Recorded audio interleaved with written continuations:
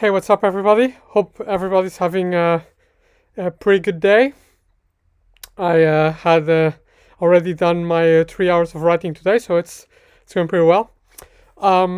Today, I want to talk about my 3+1 mistakes as an academic writer, and obviously, I made many more, but these are the 3+1 that I think you may share, or that more junior scholars may share. So I just really wanted to put them out there, and and start a discussion. I promise video on Monday will be the 3+1 things that I do or right, and hopefully that will inspire people as well.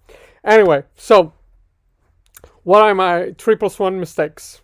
First mistake is perfectionism. Okay, and this has to do with obviously with my own insecurities. Writers tend to be insecure, I guess. That's why we procrastinate. Procrastinate is a way of dealing with insecurity. So I'm insecure about my writing, and so the solution to that is to try to make it perfect, and it takes forever. It took me almost 2 years to write my first paper out of a thesis. So yeah, write the first draft, not the submitted version. So perfectionism. So what do I do now? What have I learned about perfectionism? I still take a lot of pride in my work as a writer. I see it as a craft, and I want to do a good job. But what I do now is that, I know what are the parts that need to be perfect and that I can make perfect, and which ones do not. So for me, the part that needs to be perfect is the data analysis section. So that I really spend a lot of time on data analysis, um, and um, and as I've said a few times in this video, I've never been criticized by reviewers on the results section of my papers. Um, the other sections need to be good, because they need to prove reviewers that you can engage with them in improving the paper. But you don't have to have the perfect theory section. And I learned this lesson the hard way, because in the first couple of papers I wrote that took me years to write, where I thought I had the perfect theory section, one of those papers got rejected because it made no theoretical contribution, and the other one eventually got accepted. That was my first MS quarterly piece, but I had to rewrite the entire theoretical contribution. So yeah, so just find where. For me, it's like finding where I can be perfect, and I work to be perfect there. That's where my talent lies, in the results. Obviously, I think the theories are good there, and ultimately my papers are close enough to my original intention, to my original contribution in the first draft. So it's not about being sloppy, but it's about where you're doing a good job and where you're doing a perfect job. And I learned that I cannot do a perfect job in all of the parts of the paper. I can in the results, and that's where I focus. Second mistake that I did is not thinking about my pipeline more strategically. Okay, now I got lucky, and I was smart. I got lucky because I worked with a bunch of co-authors that basically use me to help them with papers that are in danger, let's say, that needs rescue. And but obviously, those papers are never going to go to amazing places, but they also don't take a huge amount of work. So I do have a pipeline with smaller papers, and but I looked out. I also was a nice person and wanted to help other people. So it was also a good, payment for being good karma. So that works. So that was pretty good. But but then I didn't think strategically about it. Uh, Also, I made a smart decision of going to a teaching school and not having any research targets to meet. So I was just free to do my own research that I liked at my own pace. Um, and this may be a choice that you want to make. I'll literally, suggest that you take it seriously. If you think you need the time to develop and grow or the freedom. Anyway, now what I do is,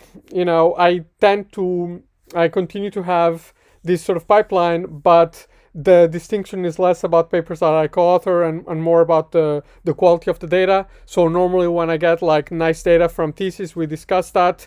Sometimes when it's very good, then I'll submit it somewhere very good. But most of the times, just the number is limited, or there are other limitations with the data. They're not collected by professional qualitative researchers, of course. So that goes to lower journals. Obviously I still do a good job, and I'm very proud and happy with those papers. My final mistake, then there's a plus one. My final mistake is treating reviewers as judges rather than co-authors.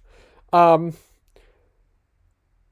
I have, or my papers and my ideas have benefited enormously from reviewers, even from the reviewer too, from nasty reviewers, just because they have prompted me to engage more with very specific parts of the material.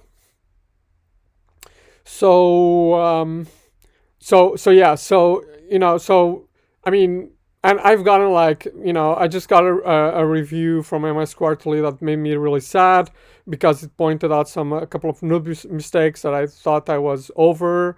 I got a review from a smaller journal that made me really upset, because I think it's super unfair with things like qualitative research is not generalizable, like for crying out loud, you know but that just makes me have to engage with the paper more, and definitely, this focus, this target engagement with my ideas and with my writing has helped and has made the papers better.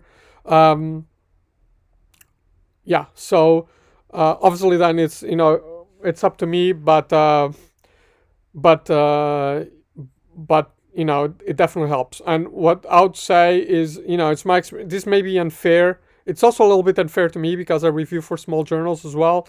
But just the quality of the help that you get from top journals is amazing. I mean, they don't tell you what to do, but at least they've never told me what to do.